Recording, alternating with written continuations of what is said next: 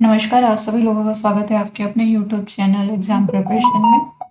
आज हम कार्डियोवैस्कुलर रोग में आहार कैसे दिए जाते हैं, कार्डियोवैस्कुलर है क्या, इसके बारे में समझेंगे। तो ये एक हृदय रोग से जो हृदय रोग है वो संपन्न समृद्ध विकसित राष्ट्रों का मुख्य समस्यात्मक रोग है। और हृदय रोग में हृदय, गुर्दे तथा मस्तिष्क को रक्त पहुंचाने वाली जो धमनियां होती हैं उसमें कुछ ऐसे परिवर्तन हो जाते हैं अथवा उनमें कुछ विकार उत्पन्न हो जाते हैं जिसके कारण इन अंगों को पर्याप्त मात्रा में रक्त नहीं पहुंच पाता। और रक्त न पहुंचने से ऑक्सीजन, जब पर्याप्त मात्रा में वो रक्त नहीं पहुंचता है तो ऑक्सीजन पोषक तत्व भी नहीं पहुंच पाते, जिसके कारण इन अंगों को पूरा पोषण नहीं मिल पाता है। तो हृदय रोग के अंतर्गत मुख्यतः दो रोग आते हैं। इसमें है एक एथेरोस्क्लेरोसिस और दूसरा है उच्च रक्तचाप। इसके अतिरिक्त भी कुछ रोग हैं जैसे कि आर्टियोस्क्लेरोसिस और कंजेस्टिव हृदय रोग। इसके अंतर्गत आपके आएंगे पेरिकार्डाइटिस और कोरोनरी थ्रोम्बोसिस आदि। एंथ्रोस्क्लेरोसिस के बारे में पढ़ते हैं। एंथ्रोस्क्लेरोसिस रोग जो है ये रक्त नलिकाओं के आंतरिक दीवार में वसा या कोलेस्ट्रॉल या ट्राइग्लिसराइड का जमा हो जाने से होता है। और ये क्या है कि इसका अर्थ है कठोर होना, मतलब जो ये नलिका है ये कठोर हो जाती है। इसकी तीन अवस्थाएं हैं। प्रथम अवस्था में रक्त की धमनियों में सबसे पहले वसायुक्त धब्बे से पदार्थ जमने लगते हैं और धमनियों की जो आंतरिक सतह होती है उस पर पीले रंग के ये वसायुक्त पदार्थ तथा कोलेस्ट्रॉल संयोजी ऊतकों में जमा हो जाते हैं। दूसरी अवस्था में धमनियों में जो वसा तथा कोलेस्ट्रॉल युक्त पदार्थ जो महीन रेशे जैसे बन जाते हैं उसमें वसी अम्ल, लाइपोप्रोटीन, कोलेस्ट्रॉल, कैल्शियम, जटिल कार्बोज रेशे तथा रक्त उपस्थित रहते हैं। इन पदार्थों की मात्रा इतनी अधिक बढ़ जाती है कि इसके कारण रक्त धमनियों का ल्यूमेन जो है सकरा और पतला हो जाता है और इसके कारण क्या होता है कि रक्त को बहने के लिए जगह कम मिलती है। इसके परिणाम स्वरूप रक्त प्रवाह में बाधा उत्पन्न होती है। तीसरी अवस्था में जो धमनियों में जमे वसा, कोलेस्ट्रॉल, स्टार्च आदि पदार्थ होते हैं कुछ नरम तथा कोमल हो जाते हैं और धमनियों में घाव हो जाता है। इसके कारण धमनियों की आकृति बिगड़ जाती है और घाव के निचले भाग में रेशेदार पदार्थ तथा कैल्शियम का जमाव हो जाता है और इन घावों से रक्तस्राव होने लगता है। और रक्तस्राव के बाद जब रक्त का थक्का हो जाता है तब वो कभी कभी धमनियों के बीच में आकर रुक जाता है तथा रक्त प्रवाह की क्रिया को बाधित कर देता है और इसका प्रतिकूल असर हृदय पर पड़ता है। यदि रक्त का थक्का छोटा होता है तो रक्त प्रवाह की गति धीमी हो जाती है और यदि रक्त का थक्का बहुत बड़ा होता है तो रक्त धमनियों के पूरे व्यास तक फैलकर नलिका को ढक देता है, तब रक्त प्रवाह नहीं हो पाता और इसके परिणाम हृदय की गति रुक जाती है और व्यक्ति की मृत्यु तक हो जाती है। और यदि रक्त का थक्का मस्तिष्क की धमनियों में आकर अटक जाता है तो मस्तिष्क की रक्त नहीं मिलता है और मस्तिष्क में रक्तस्राव होने से व्यक्ति की मृत्यु हो जाती है। तो एथेरोस्क्लेरोसिस के कारण अन्य कई रोग भी हो जाते हैं जैसे कि आपका हो गया एंजीना पेक्टोरिस, हृदय अवरोधक और हृदरोद्गलन। ये तीन रोग हैं जो इसकी वजह से होते हैं। और जो ये रक्त धमनियों की नलिकाएं जो सक्रिय हो जाने से रक्त प्रवाह धीमी गति से होने लगती है तो इस स्थिति को एंजीना पेक्टोरिस कहते हैं। ये भी क्वेश्चन आ जा सकता है कि एंजीना पेक्टोरिस किसे कहते हैं। तो ये जो धमनियों में रक्त नलिकाओं में रक्त का प्रवाह धीमी गति से होने लगता है इस स्थिति को कहते हैं। एंथ्रोस्क्लेरोसिस के कारण जो है वैसे तो अधिक कैलोरी युक्त अगर आप आहार लेते हो या संतृप्त वसा तथा कोलेस्ट्रॉल युक्त भोजन लेते हो या आरामदायक स्थिति, मानसिक तनाव, चिंता से भी होता है। इसके संभावित कारण कुछ है, जैसे कि वंशानुक्रम हो गया, रक्त वर्ग हो गया, आयु, आहार, वसा, लाइपोप्रोटीन, कोलेस्ट्रॉल, कार्बोज, प्रोटीन, अंतःस्रावित हार्मोन आदि। एक एक करके डिस्कस करते हैं। पहले वंशानुक्रम के बारे में समझते हैं। तो हृदय रोग क्या है? ये वंशानुगत रोग है। यह एक पीढ़ी से दूसरे पीढ़ी में हस्तांतरित होता है। यदि माता पिता दोनों ही इस रोग से पीड़ित होते हैं तो उनके बालकों में हृदय रोग होने की संभावना होती है। और यदि माता पिता दोनों में से कोई एक भी इस रोग के शिकार होते हैं तो उनकी बालकों में 40% तक हृदय रोग होने की संभावना बढ़ जाती है। रक्त वर्ग में वैसे तो वैज्ञानिकों ने जो शोध किया है उससे ज्ञात हुआ है कि ए बी रक्त वर्ग के लोगों में हृदय रोग होने की प्रबल संभावना होती है। आयु, हृदय रोग मुख्यतः 40 वर्ष के बाद शुरू होता है, परंतु वंशानुगत कारण से अगर है तो कम आयु के बालकों एवं किशोरों में भी ये रोग हो सकता है। आहार, एंथेरोस्क्लेरोसिस तथा उच्च रक्तचाप को विकसित करने में आहार का भी बहुत योगदान है। आहार में यदि अधिक मात्रा में वसा, विशेषकर अगर आप घी, मक्खन, डालडा आदि का उपयोग करते हैं तो हृदय रोग होने की संभावना बहुत अधिक बढ़ जाती है। वसा, वसा में अगर आप मांस, मछली, अंडा, इन भोज्य पदार्थों में संतृप्त वसीय अम्लों की प्रचुरता और आवश्यक वसीय अम्लों की काफी कमी होती है, तो इनके सेवन से रक्त सिरों में कोलेस्ट्रॉल की मात्रा बढ़ जाती है। लेकिन इसके विपरीत यदि वनस्पति भोज्य पदार्थों से प्राप्त तेल, वसा में असंतृप्त वसीय अम्लों तथा आवश्यक वसीय अम्लों की अधिकता होती है, ये भोज्य पदार्थ रक्त सिरों में विद्यमान कोलेस्ट्रॉल के स्तर को घटा देते हैं। परंतु खजूर के तेल तथा नारियल के तेल में कम आवश्यक वसीय अम्ल होते हैं जो रक्त सिरम में कोलेस्ट्रॉल स्तर को बढ़ा देते हैं। लाइपोप्रोटीन, लाइपोप्रोटीन वसा का परिवहन लाइपोप्रोटीन द्वारा होता है। तो लाइपोप्रोटीन में कोलेस्ट्रॉल तथा फास्फोलिपिड्स होते हैं। इनकी अधिकता भी हृदय रोग को बढ़ाने में महत्वपूर्ण भूमिका निभाती है। कोलेस्ट्रॉल, प्राणिज भोज्य पदार्थ जैसे कि आपके हो गए घी, मक्खन, मांस, मछली, अंडा, इसमें कोलेस्ट्रॉल की मात्रा अधिक होती है, तो इनके सेवन से रक्त में कोलेस्ट्रॉल की मात्रा बहुत अधिक बढ़ जाती है, जिससे कि रक्त धमनियों में कोलेस्ट्रॉल का जमा हो जाता है। कार्बोज, जब व्यक्ति अधिक कार्बोज युक्त भोजन ग्रहण करता है तो कार्बोज शरीर में ग्लूकोज के रूप में परिवर्तित होकर ऊर्जा प्रदान करने का कार्य करता है। आवश्यकता से अधिक ग्लूकोज ग्लाइकोजन में परिवर्तित होकर हृदय में जमा हो जाता है, परंतु यकृत में ग्लाइकोजन संग्रह करने की भी एक सीमित क्षमता होती है। इसके बाद यदि ग्लूकोज बचा रहता है तो वो वसा के रूप में वसा में जमकर संग्रहित होने लगता है। तो आहार में जो सुक्रोज की उपस्थिति हृदय रोग उत्पन्न करता है, क्योंकि सुक्रोज से अधिक वसा का निर्माण होता है। यह सुक्रोज रक्त प्लाज्मा में लिपिड तथा कोलेस्ट्रॉल को बढ़ा देता है। प्रोटीन, प्राणिज प्रोटीन का अधिक मात्रा विशेषकर जैसे कि कैसीन प्रोटीन की अधिकता से एंथेरोस्क्लेरोसिस हो जाता है। कैसीन प्रोटीन दूध में पाया जाता है। अंतःस्रावित हार्मोन, इसमें अनियमितता एवं असंतुलन होने से भी ये रोग हो जाता है, जैसे कि पुरुषों में महिलाओं की अपेक्षा अंतःस्रावित हार्मोन में गड़बड़ी के कारण यह रोग अधिक होता है। लेकिन स्त्रियों में जब ओवरी निकाल दिया जाता है अथवा मेनोपॉज हो जाता है तब एंथेरोस्क्लेरोसिस हो जाता है। धूम्रपान, नेक्स्ट है धूम्रपान। धूम्रपान करने से वाले हृदय रोग अधिक होता है, क्योंकि सिगरेट पीने से हृदय को कम मात्रा में ऑक्सीजन प्राप्त होती है।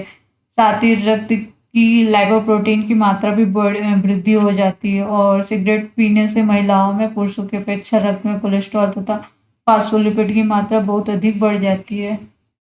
मानसिक तनाव, अधिक चिंता, तनाव, भय, उद्वेग, संवेगात्मक परेशानियों से घिरे रहते हैं जो लोग, उन्हें भी हृदय रोग अधिक होता है। कठोर पानी, जो पीने वाला पानी है जब अधिक मृदु होता है जिसमें कैल्शियम तथा मैग्नीशियम की कमी होती है, तब वैसे जल के सेवन से हृदय रोग हो जाता है।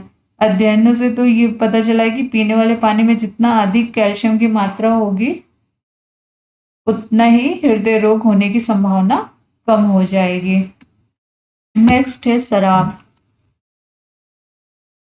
जो लोग हृदय रोग उन शराब पीने वाले लोग को अधिक होता है, क्योंकि शराब से कुछ कैलोरीज की मात्रा में वृद्धि होती है, जिसके इसके अतिरिक्त शराब जो है लाइपोप्रोटीन के उत्पादन को बढ़ाता है।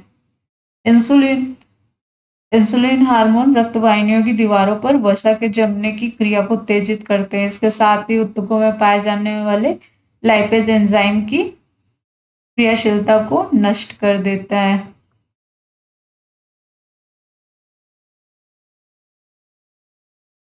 और नेक्स्ट है विटामिन। विटामिन सी के अभाव से रक्त केशिकाओं से में रक्तस्राव होने लगता है, और जिसके परिणाम स्वरूप रक्तवाहिनियों में प्रसारण होकर वसा के जमने के लिए अधिक स्थान मिल जाता है। विटामिन B6 है, धमनियों के स्वास्थ्य के लिए आवश्यक होता है। विटामिन ई रक्त नलिका की दीवारों को मजबूती और दृढ़ता प्रदान करता है तथा कोलेस्ट्रॉल स्तर में कमी लाता है। खनिज लवण हृदय के उत्तम स्वास्थ्य के लिए सोडियम तथा फास्फोरस आवश्यक है। फास्फोरस की कमी से ग्लूकोज का उपयोग हृदय द्वारा नहीं हो पाता है। अधिक कैल्शियम से सीरम कोलेस्ट्रॉल तथा ट्राइग्लिसराइड की मात्रा में वृद्धि हो जाती है। मैग्नीशियम की न्यूनता हृदय रोग को बढ़ाती है। और ट्राइग्लिसराइड आहार में वसा की मात्रा अधिक आहार में जब वसा की मात्रा अधिक होने पर अधिक वशीय अम्ल होते हैं, तो वशीय अम्ल तथा ग्लिसरॉल आपस में मिलकर ट्राइग्लिसराइड बनाते हैं, और यकृत में कार्बोज से भी ट्राइग्लिसराइड बनते हैं, जिसमें प्लाज्मा में ये ट्राइग्लिसराइड की मात्रा में बढ़ोतरी हो जाती है। फिर है आपका दवाइयाँ। कई दवाइयाँ ऐसी होती हैं जो रक्त सीरम में वसा तथा कोलेस्ट्रॉल को बढ़ाने में महत्वपूर्ण भूमिका निभाते हैं, जैसे इंसुलिन का इंजेक्शन हो गया, सल्फर युक्त दवाइयाँ हो गया। इनके सेवन से हृदय रोग हो जाता है। अन्य रोग भी ऐसे हैं, जैसे कि रक्त में कोलेस्ट्रॉल के उच्च स्तर के कारण उच्च रक्तचाप, मोटापा, मधुमेह, गठिया, यकृत के रोग, गुर्दे के रोग आदि होने से भी हृदय रोग हो जाता है।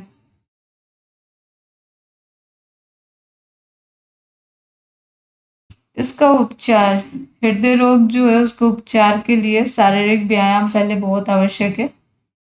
शारीरिक व्यायाम नियमित की जानी चाहिए। सुबह शाम खुली हवा में टहलना चाहिए, और मानसिक तनाव चिंताओं से भी मुक्त होना चाहिए। नियमित समय पर दवाइयों का सेवन किया जाना चाहिए। सिगरेट नहीं पीना चाहिए, और वजन सामान्य बनाए रखना चाहिए। शराब नहीं पीना चाहिए। रक्त में कोलेस्ट्रॉल स्तर को कम करना और रक्त नलिकाओं में रक्त जमने से रोकना है। इसके साथ साथ आहार द्वारा कैसे उपचार किया जा सकता है, जैसे कि प्रोटीन हो गया। प्रोटीन जो है, जो रोगी व्यक्ति है उसकी आयु लिंग के अनुसार, शारीरिक वजन के कार्यक्षमता के अनुसार पर्याप्त मात्रा में उसे प्रोटीन देना चाहिए।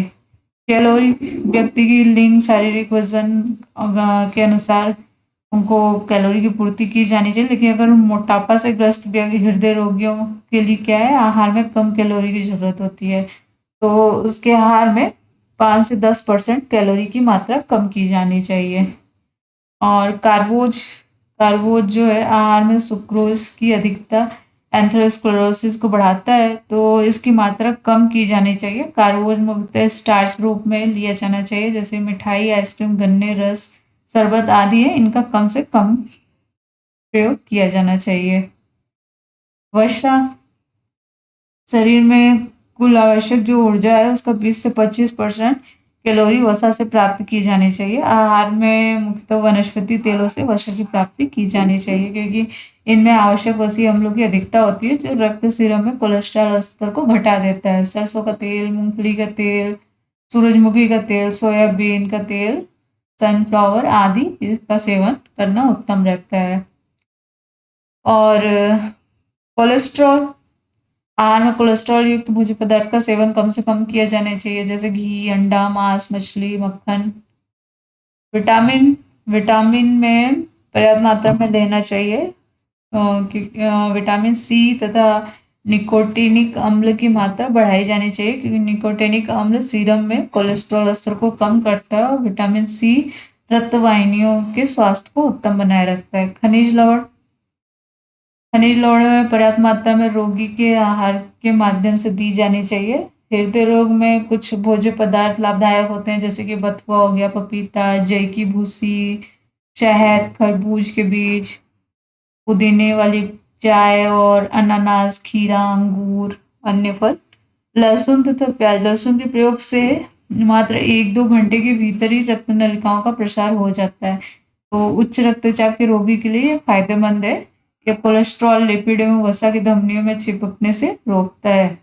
प्याज का रस, प्याज जो है वो रक्त सीरम में कोलेस्ट्रॉल की मात्रा को कम करता है। और कुछ वैज्ञानिकों ने शोधों से तो ये भी पाया है कि जो कच्चा प्याज होता है बहुत हद तक एस्पिरिन की दवा की भांति कार्य करता है, और बथुओं में वे सभी पोषक तत्व होते हैं जो दिल के रोगी के लिए फायदेमंद होते हैं। इसलिए बथुआ को हृदय टॉनिक तथा ब्लड प्यूरिफायर भी कहा जाता है। उच्च रक्तचाप, पहले उच्च रक्तचाप जो है ये धमनियों की दीवारों पर, रक्तचाप जो है ये धमनियों की दीवारों पर पार्श्विक दबाव है, जिसे कि रक्तचाप या रक्तदाब कहते हैं। तो धमनी की दीवार लचीली होती है और रक्त को प्रवाहित होने के लिए दाब का होना जरूरी होता है। अगर रक्तचाप नहीं होगा तो धमनी में रक्त प्रवाह रुक जाएगा, इसलिए रक्त परिसंचय की क्रिया रुक जाएगी तथा व्यक्ति की मृत्यु हो जाएगी। तो रक्तचाप और जो है वो हृदय के संकुचन के साथ बढ़ता है और हृदय के प्रसार के साथ घटता है, इसलिए धमनियों में रक्तचाप सदैव एक साथ नहीं रहता है। तो जब हृदय का बायां नीले संकुचित होता है तो रक्त नीले से धमनियों में जाता है और उस समय रक्तचाप सबसे अधिक होता है, और इस रक्तचाप को प्रकुंचन या हितकुंचन चाप कहते हैं, सिस्टोलिक ब्लड प्रेशर कहते हैं। और अर्थात उस समय धमनियों की दीवारों पर पड़ने वाला जो रक्त दाब है अत्यधिक तनाव का सूचक होता है। और जब नीले प्रसारित होता है और रक्त हृदय के अलिंग भाग के ग्रहण करता है, उस समय रक्तचाप सबसे कम रहता है, जिसे आपका परिनिक्षेपण चाप या प्रसारण चाप कहते हैं। इस समय हृदय की धड़कन के दौरान रक्त का दबाव कम से कम होता है। तीसरे प्रकार का चाप पल्स दबाव कहलाता है। ये परिनिक्षेपण चाप systolic and diastolic blood pressure के बीच का अंतर होता है। यदि यह अंतर बहुत अधिक बढ़ जाए तथा बढ़ा हुआ अंतर निरंतर बना रहे तो उच्च रक्तचाप कहलाता है। तो एक सामान्य स्वस्थ व्यक्ति का स्वाभाविक जो सिस्टोलिक ब्लड प्रेशर है वो 110 से 145 mmHg तथा जो डायस्टोलिक प्रेशर होता है वो 70 से 90 mmHg होता है, और पल्स प्रेशर जो है वो 40 से 45 mmHg होता है। तो एक स्वस्थ व्यक्ति का रक्तचाप 120 से 120-80 mmHg होता है, और ये जो रक्तचाप है इसको स्पेग्मेनोमीटर से नापा जाता है। यहाँ आपके मृदु रक्तचाप, मध्य रक्तचाप, तीव्र रक्तचाप, इन तीनों का दिया गया है। नेक्स्ट देखते हैं उच्च रक्तचाप का लक्षण। उच्च रक्तचाप के लक्षण जैसे छाती में दर्द होना, सिर दर्द, कमजोरी एवं चक्कर आना, बेचैनी महसूस होना, सूजन, गुर्दे में दोष होना, हृदय के स्नायु में प्रसारण, पेट में गैस की शिकायत, कब्ज, आंखों के आगे धुंधलापन छा जाना, हृदय की धड़कन अनियमित होते होते रुक जाना, हृदय की धड़कन बहुत अधिक बढ़ जाना आदि। अब उच्च रक्तचाप में भोज्य तत्वों की आवश्यकता, जैसे कैलोरी हो गया। ये रोगी व्यक्ति की आयु, लिंग, वजन के शारीरिक क्रियाशीलता के अनुसार कैलोरी की पर्याप्त मात्रा दी जानी चाहिए, परंतु मोटापा से ग्रस्त जो उच्च रक्तचाप के रोगी को दैनिक आवश्यकता से 5 से 10% तक कैलोरी कम दी जानी चाहिए। प्रोटीन भी आपकी आयु के अनुसार, क्रियाशीलता के अनुसार पर्याप्त मात्रा में दी जानी चाहिए। वसा कम की जानी चाहिए। घी, मक्खन, अंडा, मांस, मछली आदि का उपयोग कम से कम अथवा नहीं किया जाना चाहिए। वनस्पति तेल जिसमें आवश्यक वसीय अम्ल की अधिकता रहती है उसका उपयोग किया जाना चाहिए, जैसे कि सरसों का तेल हो गया, मूंगफली का तेल, सूरजमुखी का तेल, सोयाबीन का तेल आदि। कार्बोज कार्बोज जो है सुगमता एवं सरलता से पचने योग्य कार्बोज युक्त आहार का सेवन किया जाना चाहिए। तरल पदार्थ, यदि रोगी को सूजन है तो जल एवं अन्य जो तरल पदार्थों पर नियंत्रण करना आवश्यक है, क्योंकि गुर्दे से जल का निष्कासन नहीं हो पाता है तो शरीर में ऊतकों में पानी भर जाता है। विटामिन, रोगी को सभी विटामिन की आवश्यकता होती है। विटामिन की अगर पूर्ति के लिए आप मल्टीविटामिन की गोली भी ले सकते हैं। सोडियम, रोगी को कम सोडियम युक्त आहार दिया जाना चाहिए। सोडियम लवण पर नियंत्रण रखना आवश्यक है। ऊपर से नमक लेकर खाना पूर्णतः वर्जित होता है। दाल, सब्जी, सलाद में भी नमक का प्रयोग नहीं किया जाना चाहिए।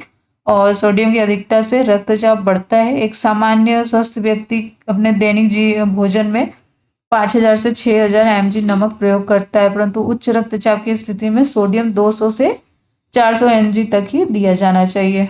पोटेशियम, सोडियम रहित आहार ग्रहण करने से शरीर में पोटेशियम की कमी हो जाती है, तो पोटेशियम की पूर्ति हेतु फलों के रस और पोटेशियम साइट्रेट के लवण को 2-4 ग्राम तक दिन में 2-3 बार तक दिया जा सकता है। अब इसके उपचार, जो रक्तचाप से पीड़ित व्यक्ति है उनका उपचार आराम के द्वारा, मतलब उनको मानसिक विश्राम दिया जाए। अतिरिक्त कार्यभार तथा मानसिक तनाव से उच्च रक्तचाप क्या हो जाता है, बढ़ जाता है। दवाइयाँ, मानसिक तनाव को दूर करने के लिए दवाइयाँ दी जाती हैं। इनके प्रयोग से रोगी को शीघ्र ही नींद आ जाती है, आराम मिलता है और मानसिक चिंताएं दूर हो जाती हैं।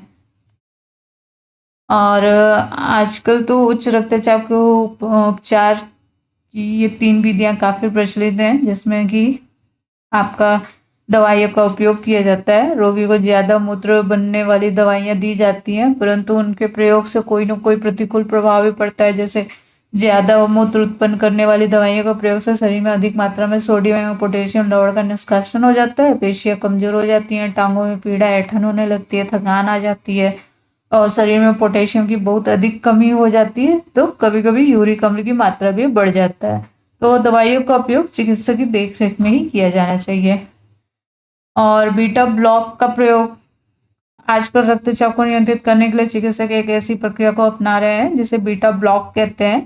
यह प्रक्रिया जो है जो तंत्रिका तंत्र की ऐसी किसी भी क्रिया को रोकती है जिससे हृदय अपना कार्य सुचारू रूप से करता रहता है। रोग की तीव्रता की स्थिति में बीटा ब्लॉक के साथ ही वैसोडाइलेटर दवाइयों का भी प्रयोग किया जाता है। इनके प्रयोग से सक्रिय रक्त धमनियां फैल जाती हैं तथा रक्त प्रवाह सुचारू रूप से होने लगता है। लेकिन लगातार बीटा ब्लॉक के प्रयोग से नब्ज की गति में कुछ कमी आ जाती है, दमा की शिकायत हो जाती है, रोगी को अधिक थकान का अनुभव होता है, हृदय की धड़कन की गति तेज हो जाती है और सिर दर्द बना रहता है। फिर आहार में थोड़ा हेर फेर बदल कर परिवर्तन करके रोग पर काबू पाया जा सकता है। मोटापे से ग्रस्त जो रोगी हैं उनको वजन घटाना अत्यावश्यक होता है। 5 से 10 किलो तक वजन घटा देना चाहिए। वजन कम होने से उन कोशिकाओं की संख्या भी कम हो जाती है जिन पर रक्त पंप करने की आवश्यकता पड़ती है। परिणामतः रक्तचाप स्वतः ही कम हो जाता है। और रोगी को गाढ़ी चाय, कॉफी आदि पीने को नहीं दी जानी चाहिए, क्योंकि इन पेय पदार्थों में कैफीन होता है जो रक्तचाप को बढ़ाता है। सिगरेट, तंबाकू, बीड़ी आदि छोड़ देना चाहिए। इसमें निकोटीन होता है और जो रक्तचाप को बढ़ाता है। फिर है मानसिक तनाव से मुक्ति। और रक्तचाप पर नियंत्रण पाने हेतु रोगी को मानसिक तनाव, चिंता, भय, उद्वेग आदि से बचना चाहिए। इसके साथ साथ व्यक्ति को शांत वातावरण, आरामदेह स्थिति, सांस लेते समय किसी भी शब्द, वाक्य, प्रार्थना या ध्वनि की पुनरावृत्ति तथा नकारात्मक विचारों को दिमाग में नहीं आने देना चाहिए।